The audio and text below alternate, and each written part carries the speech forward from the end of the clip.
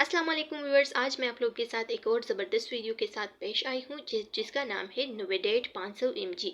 नोवेडेट 500 mg और नोवेडेट 200 mg दोनों के बारे में मैं आप लोग के साथ शेयर करूँगी कि ये हमारे साथ किस चीज़ के लिए यूज़ होती है, इसकी साइड इफ़ेक्ट्स क्या है, इसकी यूजेस क्या है और इसकी कंट्राइंडिकेशन क्या क्या हो सकते हैं। ठीक है, तो याद रखना है कि ये हमारे साथ 10 टैबलेट्स पे मुश्तमिल होता है। ठीक है, और इसका जो फार्मूला है वो सिप्रोफ्लॉक्सासिन HCl है। ठीक है, सिप्रोफ्लॉक्सासिन का बना हुआ फार्मूला है, तो इसका मतलब ये है कि ये क्या है, एंटीबायोटिक्स है।